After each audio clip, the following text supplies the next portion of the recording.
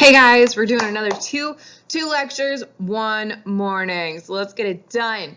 So today we're talking about the West. When I think of the West, I like to think of like cowboys and all the Wild West movies and all that stuff. That is pretty much talking about this time period of the last of the West. That last push we make to the Pacific and finally getting into the California territory and the like. Okay, so this all starts off with the Transcontinental Railroad.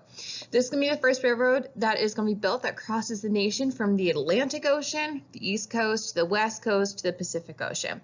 It's first proposed in 1844 by this merchant in New York City. But we don't, as in the United States, doesn't own the land west of the Rockies.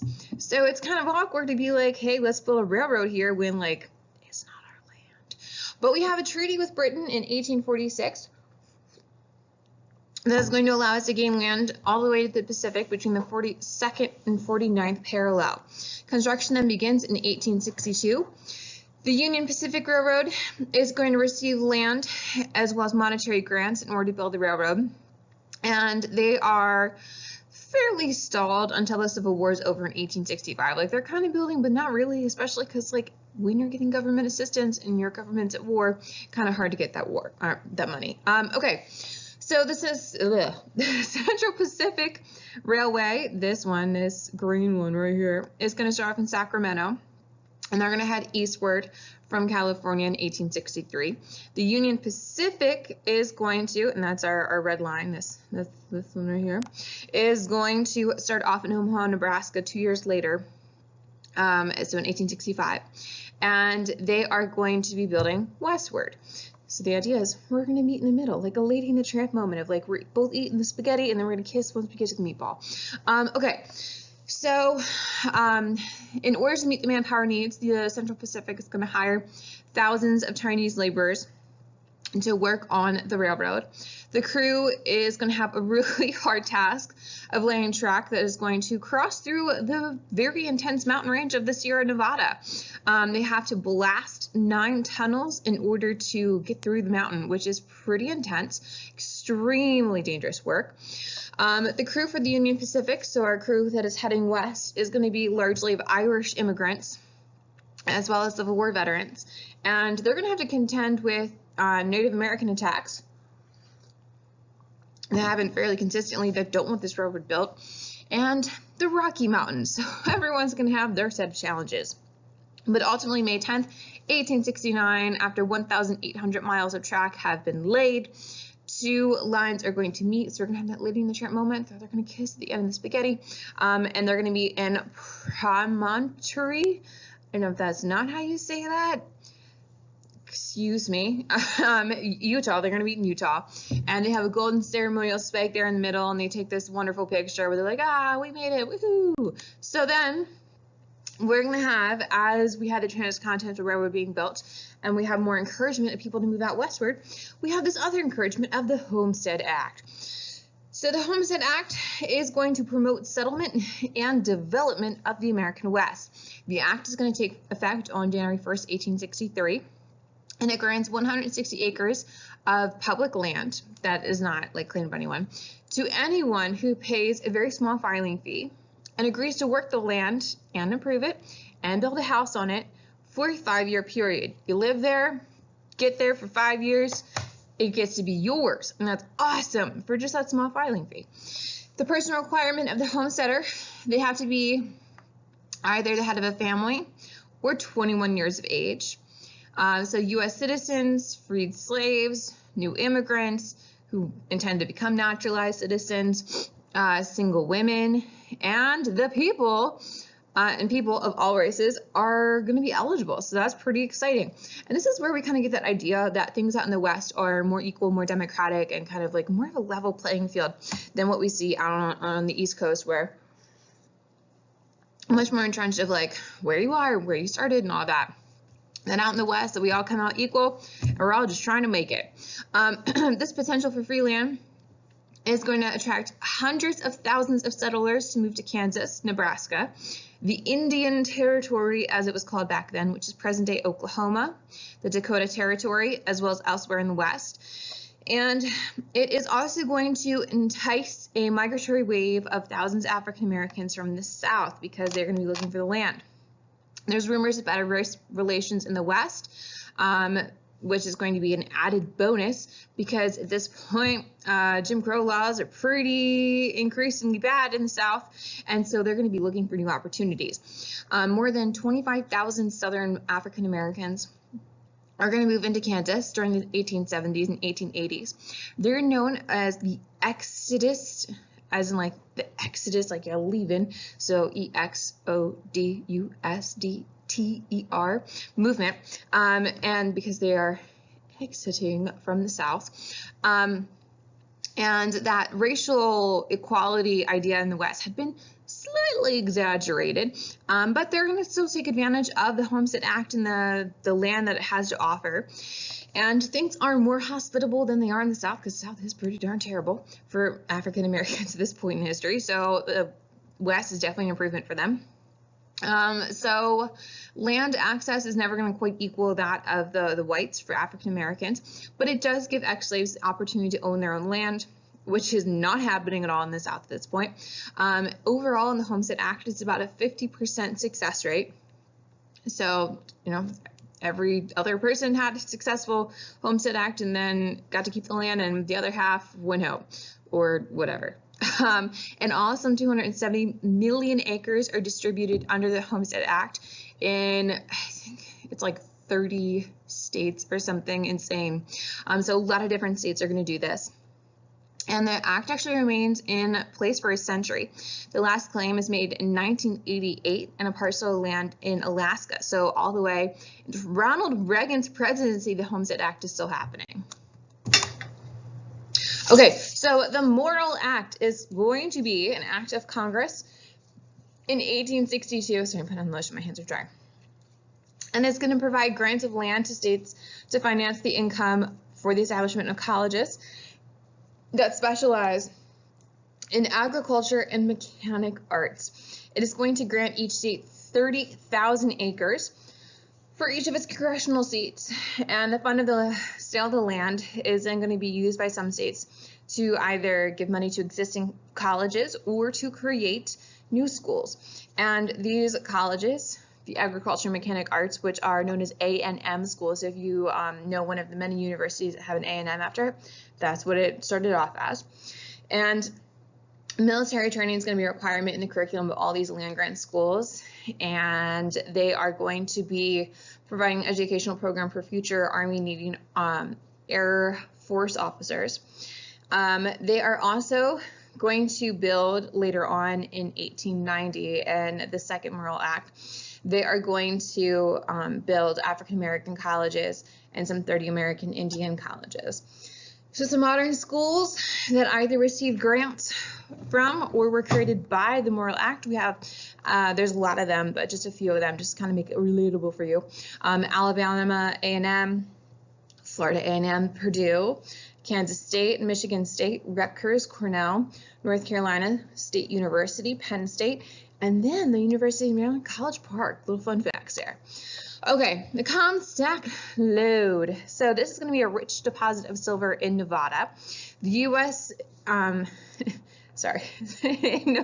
in the United States. It's going to be named for Henry Comstock, who is going to be part owner of the property. It discovers this rich deposit of silver in June 1859. There are going to be different boom towns that emerge from this rich silver deposit, and they're going to be named things like Virginia City, Washoe, places like that. And they're going to quickly arise all around the vicinity of it. They're going to boom up because of the money that there is because of the silver. In 10 years, the lode's output, the silver, is going to justify the establishment of the U.S. branch to come closer in Carson City, which is pretty intense that they're bringing the mint even closer to the silver deposit. You're going to see in the meantime, our Republican leaders are going to be eager to add another loyal state to the Union, and they're going to say that, like, hey, there's so many people there, like we should make it happen. And so Nevada will be added in as a state in 1864. The peak years of this is going to be 1876, 1878.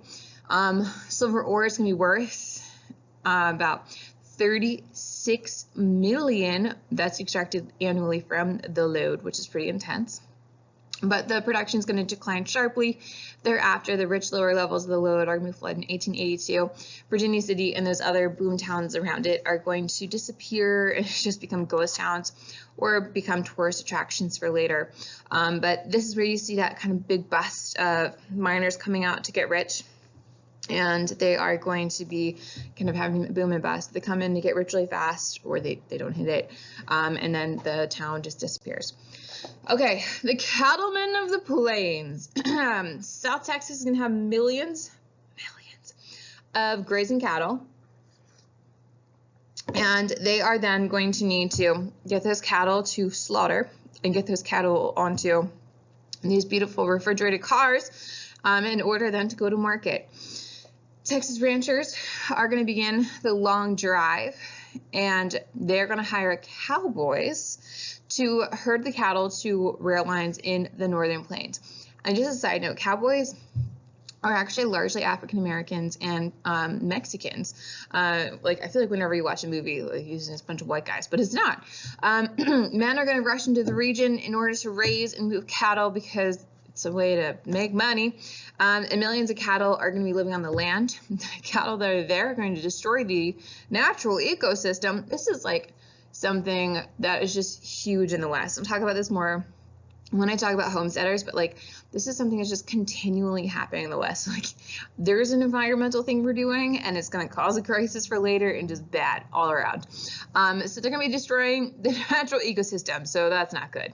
The West just naturally has drought, really cold, and blizzards. All those combining forces in 1885 are going to destroy the cattle industry, and parts of it are going to survive, become integrated into the national economy. But eventually, the invention of barbed wire is going to end the need for the long drive, and so you're going to see that people are going to be creating ranches that are able to be contained and all of that in order to then get to market.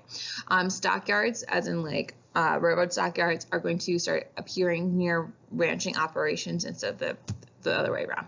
Okay, so our homesteaders, they're going to benefit from the inventions of the steel plow, which, side note, there is a homestead museum you can visit in Nebraska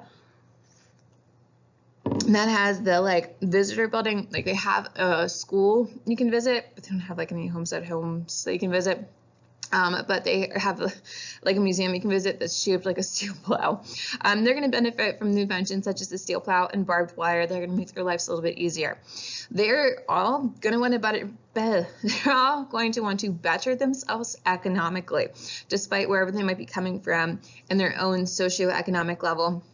When they come into the West, I already talked about the exoders that are coming into Kansas, and they're going to be African Americans. They're looking for that economic opportunity and the equality of the West. Side note, the West is going to encourage ingenuity and trying to survive and adapt and overcome. And one of the ways that you see that, I feel like best embodies that, is with their sod houses. So there isn't a ton of timber out in the West. And so there's the question of, how do we build a house? And so they would literally make these like mud bricks, and they would create a house out of the bricks that they created out of the ground, out of the sod of the ground. And sometimes you have people building kind of like mounds then, and building themselves like a little hobbit hole almost. So survive, adapt, and overcome. They're all about it. Okay, so there's a couple pieces I'm going to talk about. Women in the West, and then I would talk about how terrible the environment is in the West. Okay, so women in the West. Homesteaders are going to go west as families, and they're going to be aiming to find that economic opportunity. The success of a farm is going to depend on the work of wives and children because they are a team. The notion of domesticity is still there, and they believe a man's devotion to a family is going to make him a good worker. It is believed, though, that a woman's saying It does matter that she's going to help provide moral guidance to men.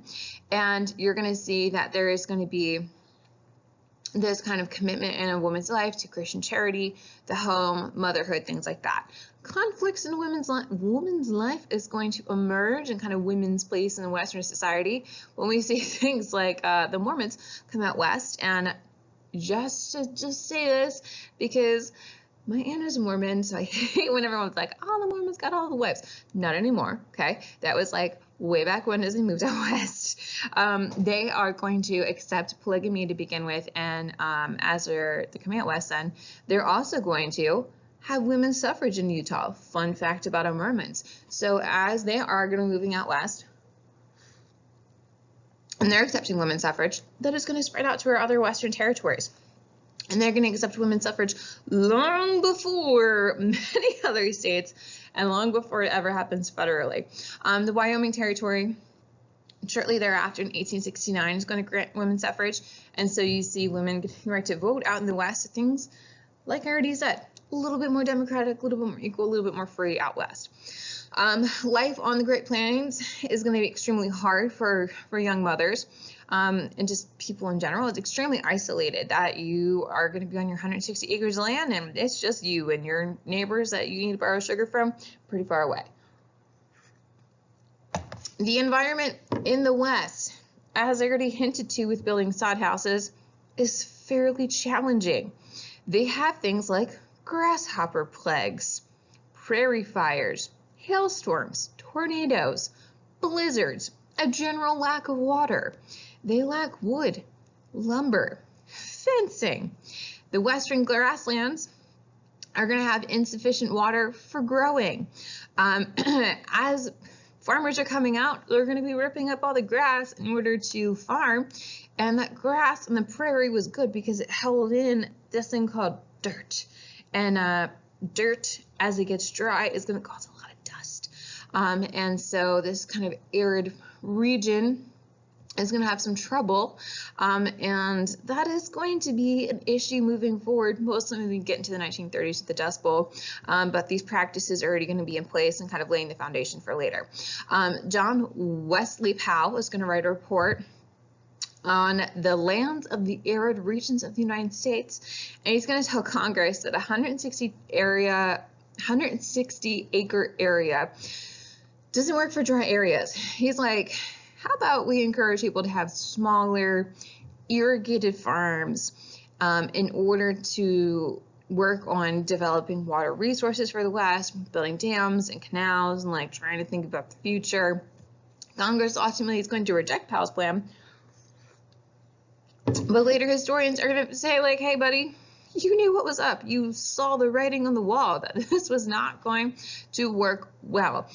So living out in the West, very, very not easy. And you're going to see that they're going to be adopting a lot of practices that are going to be not good for later our lovely homesteaders. Okay, so the first national park. So in talking about the national park, I want to talk about this thing called conservation and preservation. Conservation is this idea that we want the sustainable use as well as management of natural resources. So things like wildlife, water, air, earth deposits, like oil, gold, that kind of stuff. That things that are renewable and non-renewable, like we should be able to use these things for business and economic opportunities, but also perhaps think about the future and like where we want to be in 100 years and like what we're doing. Preservation, on the other hand, preservation is going to, so conservation, later when we talk about Teddy Roosevelt, he's all about that. Preservation is what our other environmentalist, John Muir, is all about. So preservation attempts to maintain everything in its present condition, untouched by humans. That you want to keep things as pure and like as it is as humanly possible.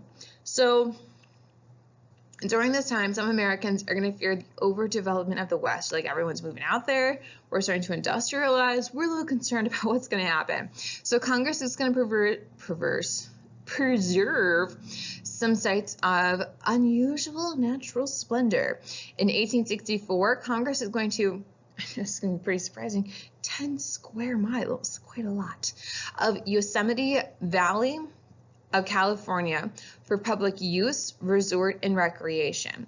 Then later in 1872, they're going to step it up. They're going to set aside 2 million acres of Wyoming's Yellowstone Valley as the world's first national park. It finally happened, guys. And so we get into that whole idea of kind of this cross between conservation as well as preservation of responsibly using land. You're going to see railroad tourism is going to develop side by side of our Western industries, and that is going to provide kind of a motivation for creating Yellowstone National Park. The management guidelines for these national parks is going to take some time to establish and kind of work their way through, but you're going to see this push to preserve things that are like really cool in nature so that perhaps people in the future can see them. But as we are going to be protecting land and moving out westward, you're going to see that Native Americans are going to be forced off of more land yet again, and there's going to be more conflicts that are going to be occurring. Okay, so take a minute. I want you to answer the analysis questions. So I want you to think about our groups that are moving out west, our homesteaders, our ranchers, our silver miners, and I want you to compare them to earlier groups that we saw move out west of people like our fur traders, our gold miners, our pioneers.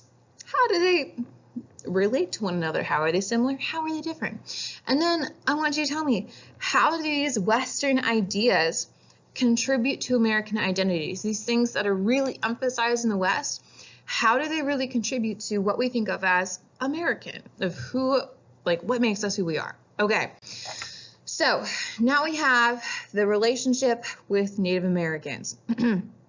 And you're going to be seeing the response of the American government to Native Americans, as well as like Western settlers, and then the reaction of Native Americans to that. So we're going to start off with the Sand Creek Massacre. And side note, just remember kind of the power of language and words. This is a picture of where the Sand Creek Massacre happened. They have a preservation site of it. And you can see on the plaque, it says Sand Creek Battleground. So kind of that choice of words makes you kind of think about like, what are they trying to portray to you? What's the point they're trying to get across? So this happens November 29th, 1864. It is going to be a controversial surprise attack that is going to be surrendered and partially disarmed Cheyenne Indian camp in southeastern Colorado Territory. It is going to be by a force of about 675, I believe, U.S. troops. And they are going to be mostly volunteers under the guidance of Colonel John M. Chivington. This used to be called the Chivington Battle. The camp of the Cheyenne, as well as a few Arapaho, are going to be camping there. And their chief, Black Kettle, had been negotiating for peace. They had camped near Fort Lyon, and they had the consent of the major there. Like, things were all copacetic, things were good. And then the attack is going to begin. Chivington's going to attack them, and Black Kettle, their chief, is going to raise the U.S. flag as well as a white flag. He's like, hey guys, we good, we don't want to fight, like, we're just here to sleep. But anywhere from the estimate 150 to 200 natives are going to be massacred, including many women and children. Chivington is going to call this a victory at first, and then later people are like, feels like that was more of a massacre. That doesn't really feel like that was a fair fight. And you were going to see that this moment is going to be a spark for a lot of the Plains Wars as we move forward, and as I talk about kind of different chiefs and their different feelings and how they interact with the American government. The historic site is established in 2007, and that preserves the location of the incident of the Sand Creek Massacre. Okay, Indian boarding schools. I'm really sorry that like this whole Native American history stuff is something I got really into a couple years ago, so like I just really into it. Okay, so this is going to be part of an assimilationist movement that is going to occur at government-sponsored boarding or residential schools. This is going to go from the mid-19th century all the way into the 1960s. Native families in Canada and the United States are going to be compelled by law to send their children to these boarding schools. And they're really far away from their homes.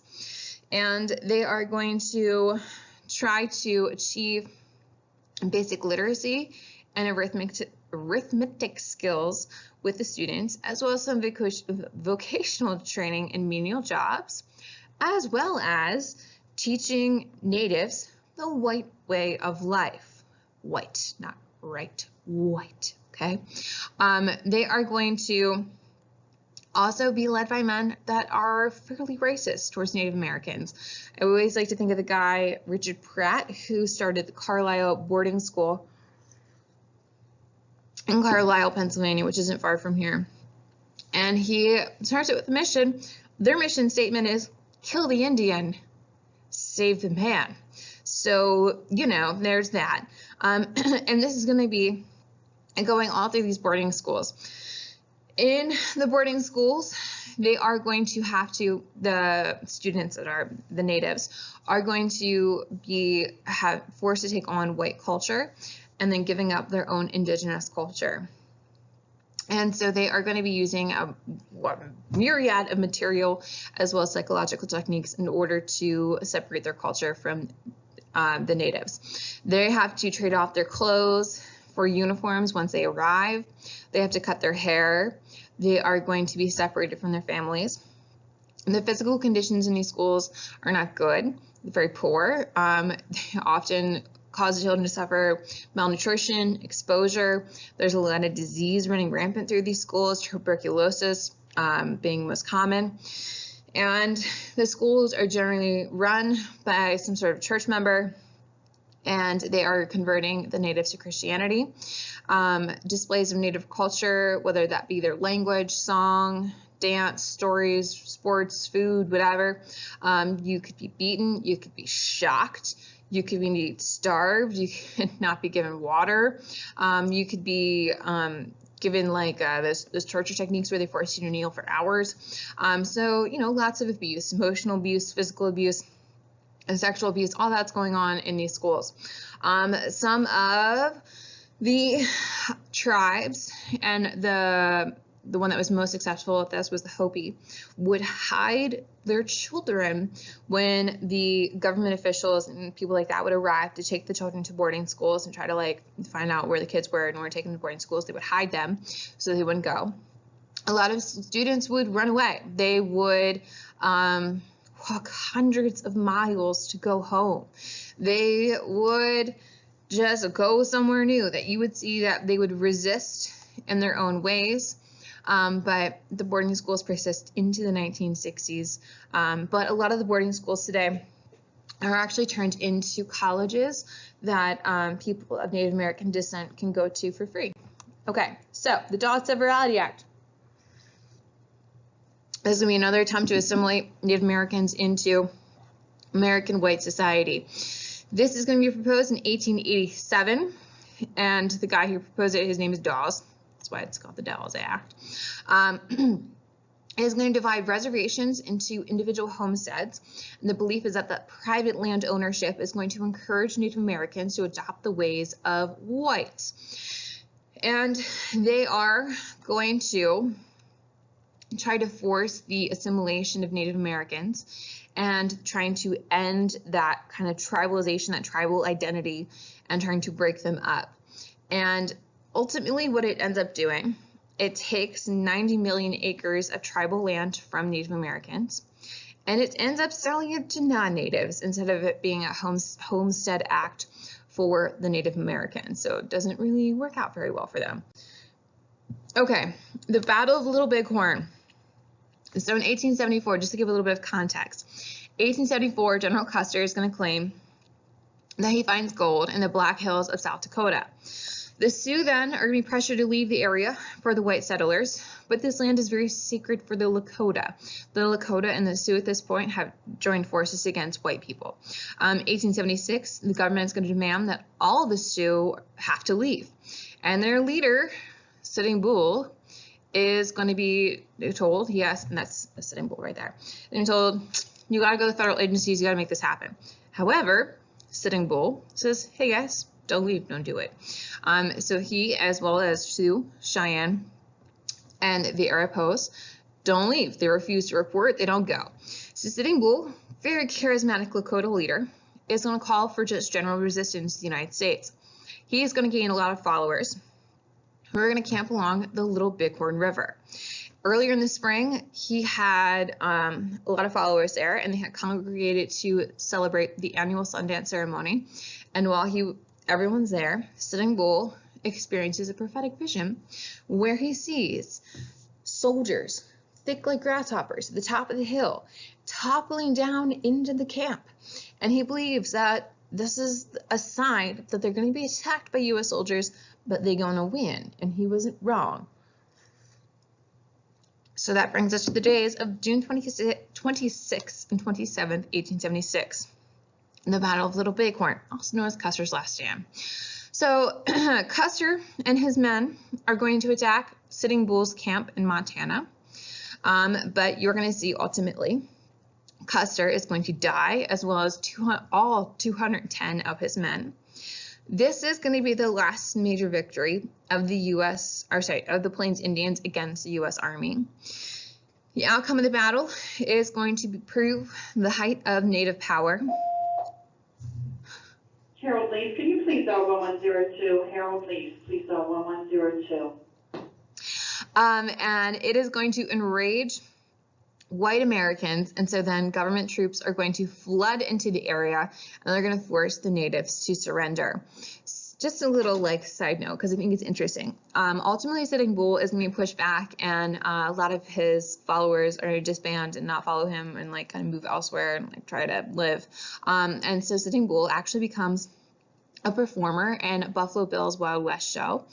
And when I talk about the Ghost Dance movement in a little bit, the U.S. government is really scared of his influence in the Ghost Dance movement and him being able to kind of rouse up a lot of feelings towards the U.S. government again, because he killed every single U.S. soldier in this attack. And so the Indian Service, an agent of the Indian Service, is going to order his arrest, and they're going to bring him into North Dakota, a reservation in North Dakota, and shoot it. So I just think that's interesting to kind of see that power that they felt was always in Sitting Bull, but then ultimately how he lives the end of his life sold out to the white man for his native culture. Okay, so the Ghost Dance movement, like I said, I talked about in a little bit, which means now. This is going to take place from the 1880s to the 1890s, and this is going to be an attempt of natives in the western United States to rehabilitate their traditional cultures. This is going to arise from northern Paiute prophet dreamers in western Nevada, and it's the whole idea that they're announcing the imminent return of the dead, hence the idea of ghost. And the dead then are going to come back, and they're going to help the natives to oust the white people of the West. They're going to restore the native lands, the food supplies, the buffalo, and just their general way of life. They're going to make things all good again. And they believe that all of this is going to be sped up by dances and songs. Excuse me. And this is going to actually be a very peaceful movement, because part of it was that you weren't supposed to war against fellow natives or whites, that you were going to dance and bring back all of the dead people to make things better. And the Ghost Dance movement is going to kind of disappear into the 20th century, but it's going to develop into the idea of shamanism, that belief system based on healing and psychic transformation and all that kind of stuff. But this is going to increase a lot of white fear towards Native Americans, which then leads us to Wounded Knee. So December 29th, 1890, the Lakota Sioux ghost dancers are going to leave South Dakota Reservation. They're going to be pursued by the U.S. Army, and the U.S. Army is very fearful of the ghost dance movement and the fact that they think it's going to spread war. The battle at Wounded Knee is going to leave 150 Lakota, and when I say battle, it's not really a battle. It's, again, more so a massacre. It's women and children mostly. 150 Lakota dead, but that is a fairly low estimate. Modern historians think it's about 300, actually. And this is going to be the peak of the U.S. armies in the late 19th century, so late 1800s, in their efforts to repress the Plains Indians and fighting against them. This is going to break organized resistance to reservation life and trying to resist assimilation to white American culture. There are going to be some people who still do resist after this, but largely you're going to see that there's like, just keep your head down and just make whatever needs to happen in order to make this better. The American Indian movement, AIM, in the 1970s is going to bring attention back to Wounded Knee and actually occupy Wounded Knee and kind of renew this moment in history and kind of revisit that as a Native moment in history and their, interaction and reaction to the government. Okay, so this is going to show off the government's relentless tie to try to make happen what they want to happen in concerns of land and interaction with natives. Okay, analysis questions. Oh my gosh, look, it actually did the GIF. That's so cool. I mean, like, we're not in math class, but like, isn't it nifty? Okay, so I want you to talk to me about how the government treated the natives as they moved out, as white people were moving out west. And then how did the natives react to that? For the positive, for the negative, what was the general kind of sentiment they had going on? If you have questions, please do not hesitate to write them on your homework sheet, to email them to me, to upload them to Edmodo, to come in before or after school, to sign up for Key Time, to ask your question in class, because someone else might have the same question as you. I hope you enjoyed this kind of long lecture. Sorry.